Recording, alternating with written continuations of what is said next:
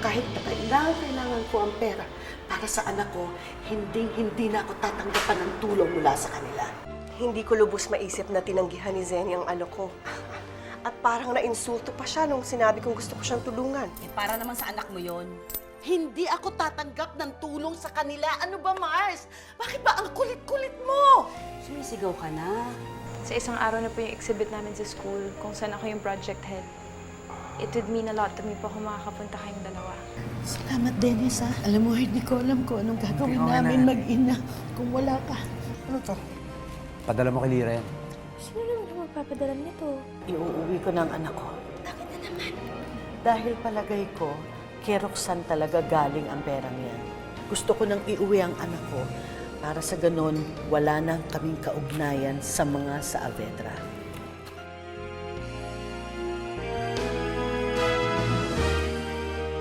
Buti na lang naabutan ko kayo bago kayo umalis. Okay na ba ang lahat? May babayaran pa ba kayo? Okay na ho, Mrs. Saavedra. Okay na ho lahat. Salamat ho sa pamilya ninyo. Gusto niyo bang ihatid ko kayo pa uwi? Ako, hindi na ho. Nakakahiya eh. Nay, pumayag na ho kayo. At saka sakto naman ho, hindi niyo po dala yung sasakyan niyo, di ba? Pero may dalang sasakyan si Dennis. Si Dennis ho kasi maghahatid sa amin pa uwi. I see.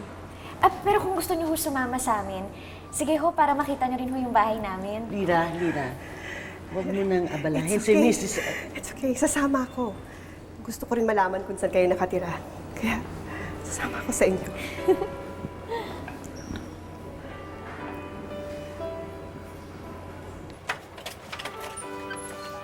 Pasok, Roxanne. Pasensya na, maliit lang ang bahay namin. Upo.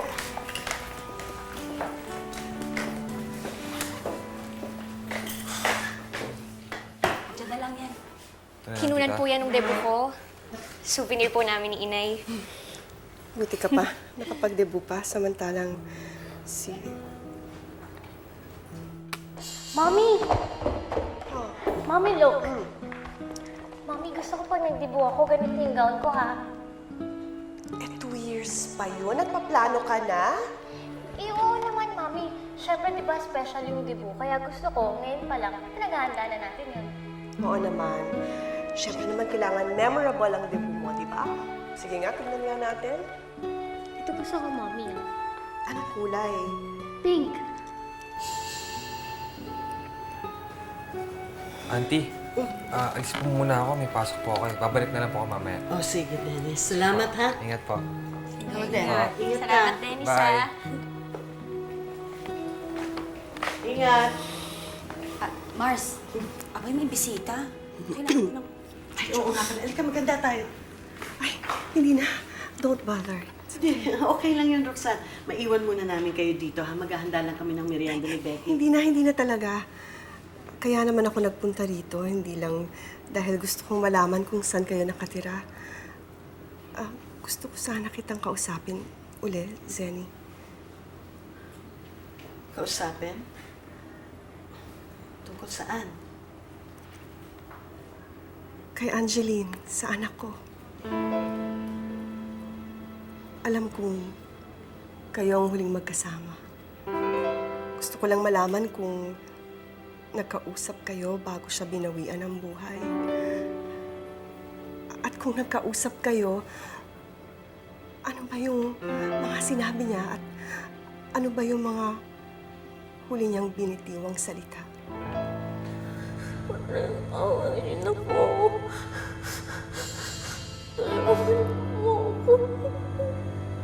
Sorry. Huminto ako. Tataling kita sa ospital. Nay, okay lang po ba kayo?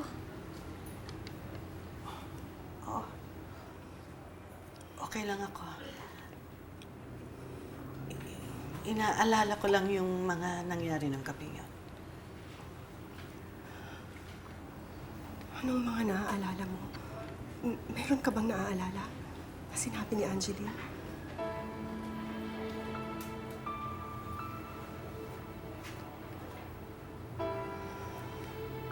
Anong sinabi ng anak ko?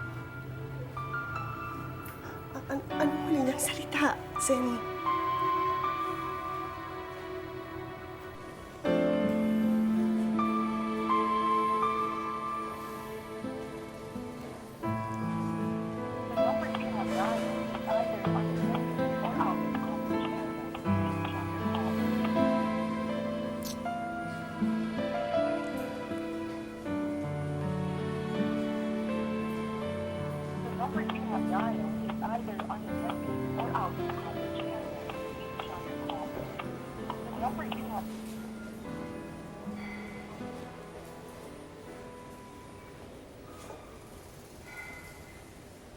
Hindi na siya dadating, no, Dad?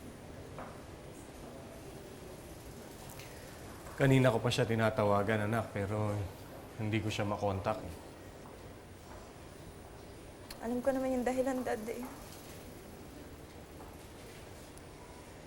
Hindi siya pumunta dito kasi hindi naman ako importante sa kanya, eh. That's not true. Alam mo, Alam mo malamang... yung totoo, Dad. Alam ko yung totoo. Alam mo kung ano yung hindi ko alam. Hindi ko alam bakit pinipilit ko pa yung sarili ko sa kanya.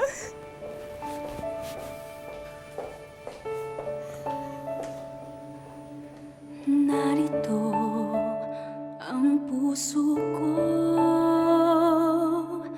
inaalay lamang sa'yo, aking pangarap kahit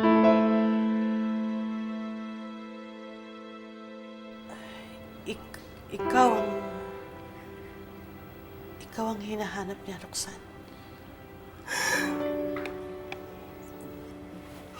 Gusto daw niyang makita ang mami niya. Gusto ka daw niyang makita.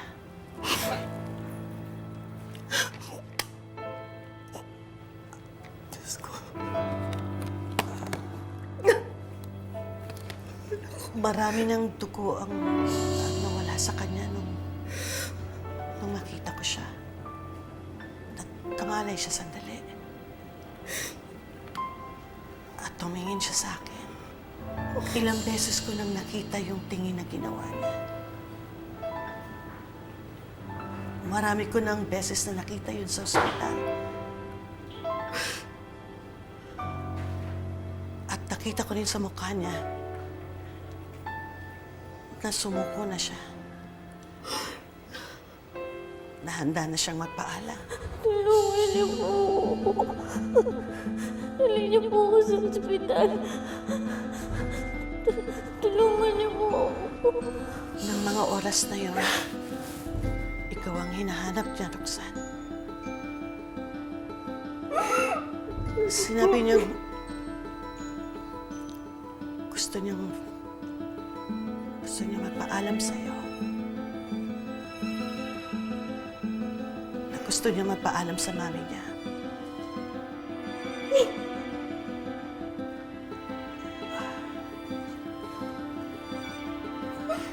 Sabihin ko daw sa'yo, sorry. Sorry kasi magpapaalam na siya. Sorry kasi aalis na siya. Ako lang padadating niyo ko sa ospital. Tulungan niyo po ako. Ayoko po pong mamatay.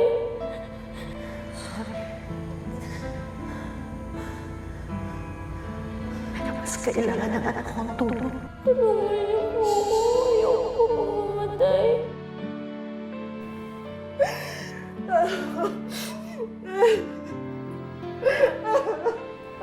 Yun ang gusto niyang sabihin ko sa'yo. Paalam at sorry. Yun ang sinabi niya sa akin.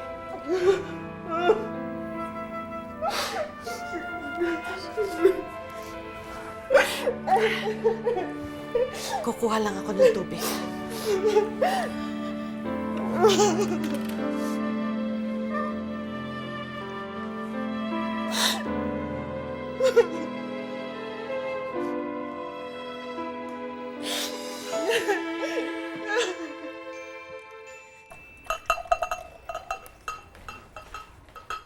Hoy, Mars!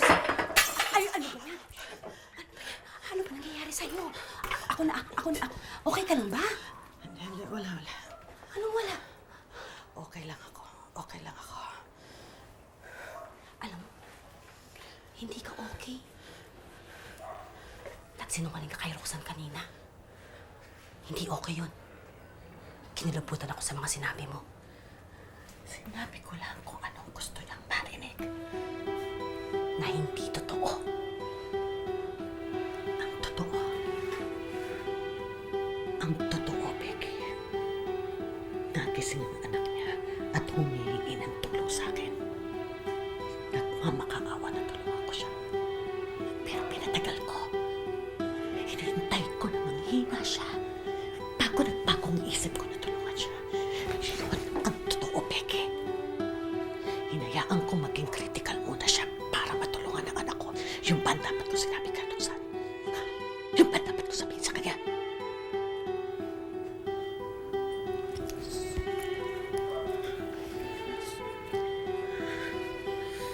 Pasensya na. Pasensya na. Hindi ko sinasadya ka naman. Sinungaling ako. Hindi ko kaya magsabi ng totoo. Kailangan ko magsinungaling para sa anak ko. Dahil gusto ko siyang mabuhay. Dahil mahal na mahal ko si Lina. Kaya sabihin mo sa akin, Becky. Sabihin mo sa akin. Mali ba ang ginawa ko? Hindi. Hindi. Naintindihan kita. Pasensya na.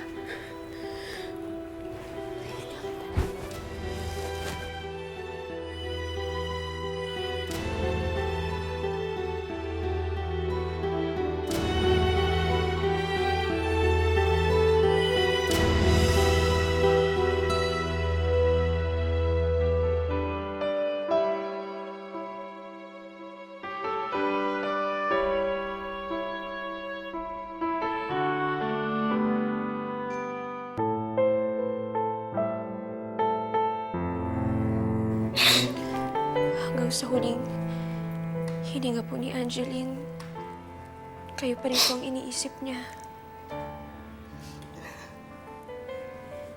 Nag-sorry siya sa akin.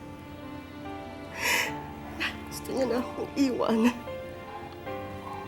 Kasi mahal na mahal niya ho kayo. Mahal na mahal ko ang anak ko. Mahal na mahal ko ang anak ko.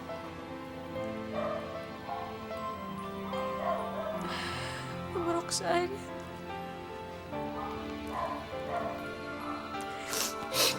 Sorry po. Nakakonsensya ho ako.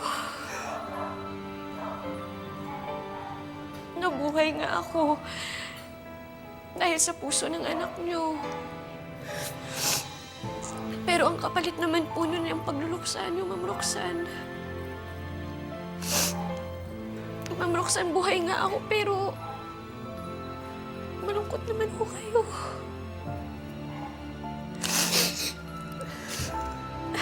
Ma'am Roxanne, I'm sorry. Huwag kang mag-sorry sa akin. Wala kang kasalanan. Masaya ako dahil buhay ka. At para na rin nabubuhay ang anak ko.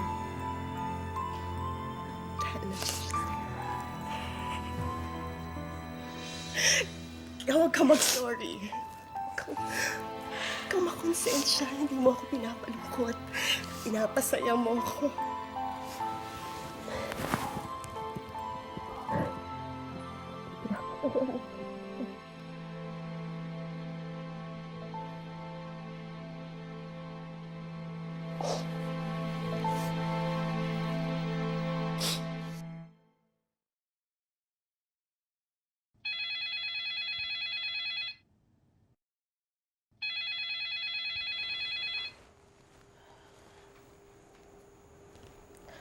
Hello? Nasaan ka? Bakit ka nawala dito? I'm not feeling well, kaya umuwi na lang ako. Masama ang pakiramdam o masama ang loob? Both. Sabi ko naman sa'yo, di ba? Huwag ka nang umasa. Ganyan talaga ang mga magulang. They sometimes disappoint. I know. Hayaan mo, hindi na ako aasa ulit.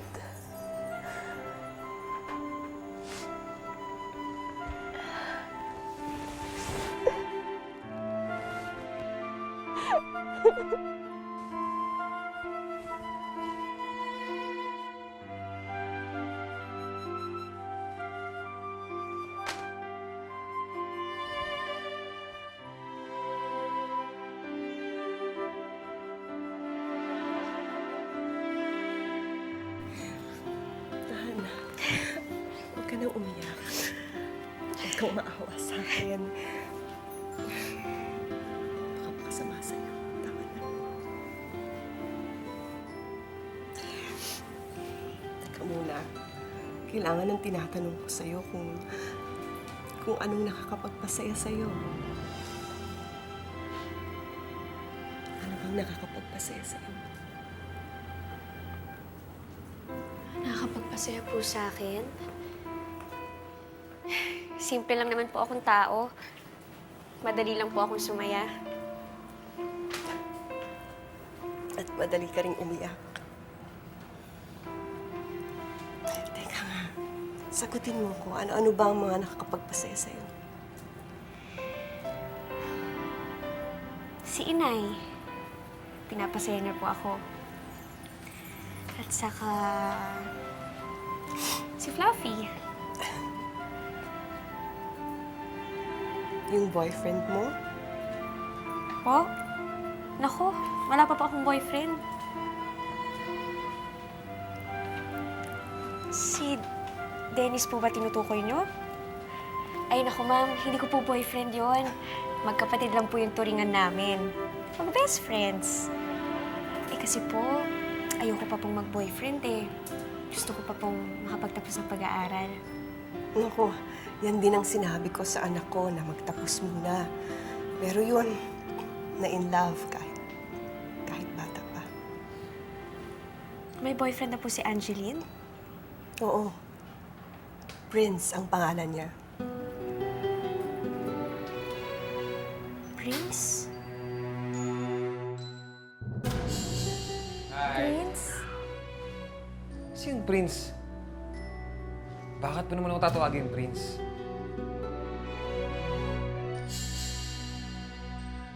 Kilala mo ba si Prince? Ho?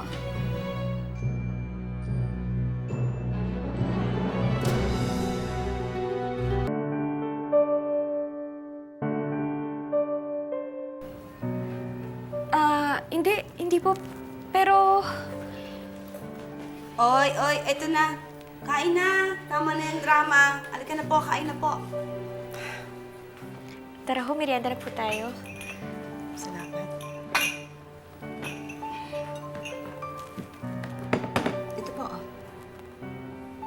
Thank you. Pasensya na. Hindi kami talaga nakapaghanda. Bilisan lang ito. Oh, ikaw, Maylene. Pwedeng pakiayos yung buhok mo, ha? Kasi hindi naman tayo beer house. Okay lang? O, Jeff, yung pag-serve mo, bilisan mo naman. Ha? Kasi, ang dami nagko-complain. Miguel, turuan mo naman itong dalawa na to. Opo, sir. Okay lang? Kasi umiinit ulo ko eh. Sige po, ayos. Kilala mo ako pag nag-init ulo ko, di ba? Opo, sir. O, sige. Sorry po. Oh, ang aga mo.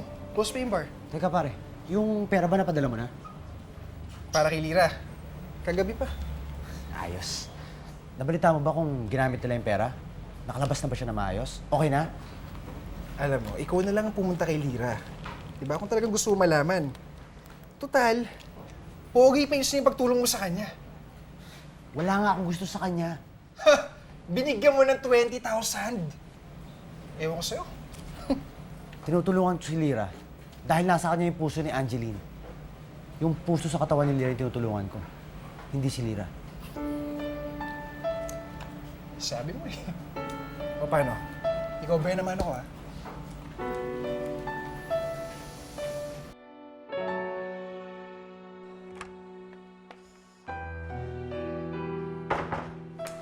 Oh, so there you are. Ano ka ba naman? Tinatawagan kita, hindi kita makontak. Saan ka ba nanggaling? Sorry, I ran out of battery. Kalimutan ko yung charger ko. I'm so sorry. mo ba hintay kami ng hintay sa'yo dun sa exhibit ni Vanessa? Oh, no. I'm sorry. It slipped my mind. Did you say?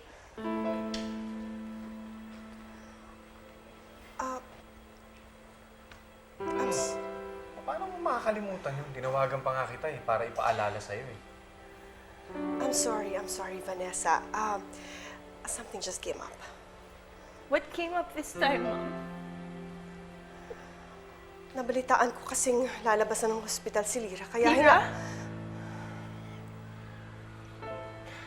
Nakuha niyo pa siyang unahin kasi sa akin. Nakuha niyo pa siyang unahin kasi sa sarili mong anak. You're unbelievable! Hindi sa ganon. Vanessa! Oh my gosh.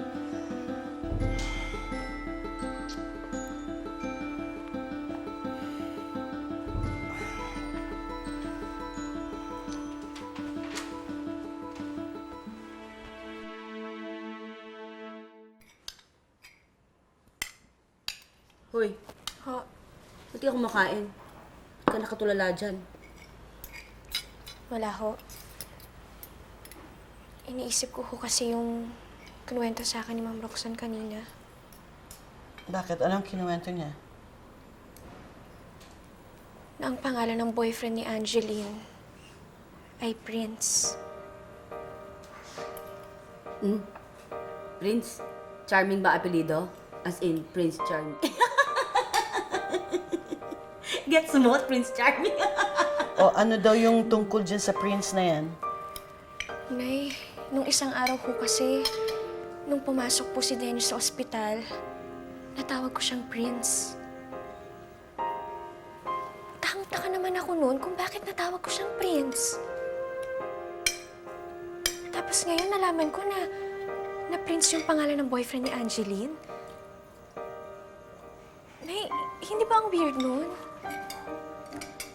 Alam mo kung anong weird? Ang weird talaga kung Prince ang pangalan mo. Anong klaseng magulang meron yon? Queen. Tapos yung tatay, King. Tapos meron yung kapatid, Jack. Tapos may barkada, Ace. Yung ilan kaya sila magkakapatid? Siguro naman hanggang ano lang, 10. Aray ko, ang sakit sa Jack. Prince, Queen, King. Weird, no? Di, baka nagkataon lang yan. Kain ka. Huwag mo na isipin yun. Baliwala lang yun. Oo, nagkataon lang yun. Kumain ka na.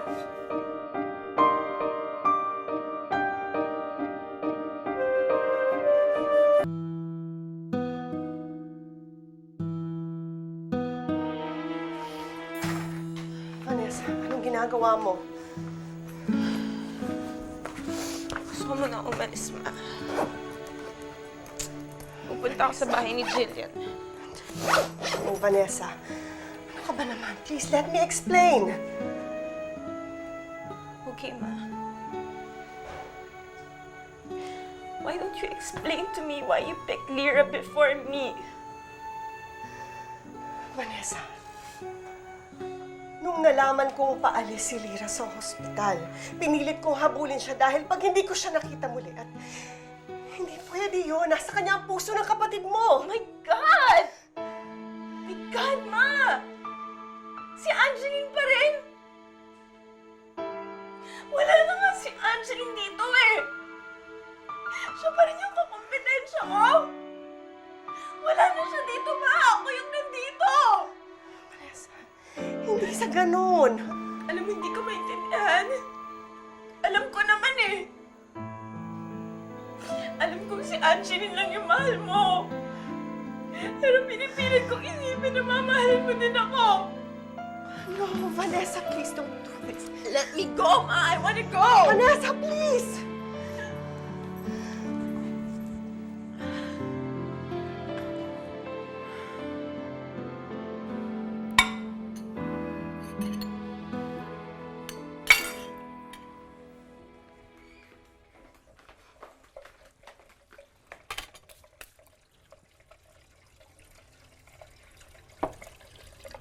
Sayang ang tubig.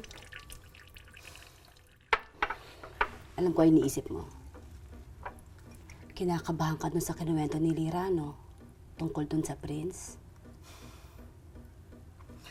At sasabihin mo na naman na nagkataon lang yon.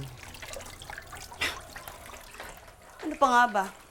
Mars, hindi basta pagkakataon lamang ito. Ano gusto mo sabihin sa akin? Napoposes ang inaanak ko? Hindi ko alam. Basta ang alam ko may nangyayari kay Lira. Hindi ko maintindihan. Pero parang nabubuhay si Angeline kay Lira. Malakas ang kutob ko, Mars. Na dahil sa puso ni Angeline, kaya maraming naaalala si Lira tungkol sa kanya. Narito ang puso ko. Nasa iyo ang puso ng ibang tao. Lamang sa'yo. Huwag kang magbabago. Gagawin natin ang lahat ng pwede natin gawin para hindi mangyari yung kinakatakot mo kay Lira. Ha? Bakit, Zen? Anong nangyari kay Lira? Video, okay? Para maharana kita. Paano tayo mag-uusap dito? Yung ingay-ingay. Sino ba sabi mag-usap tayo? Mawawala tayo. Kakalimutan natin yung problema natin. Tara na. Ako ang kanyang ina. Akin siya. Hindi ako makakapayag na gamitin mo ang aking anak upang mapaniwala ang sarili mo na buhay pa ang sayo. Mawawala at makakalimutan mo kung ano may problema mo. Panigurado. Sige, sabi mo eh.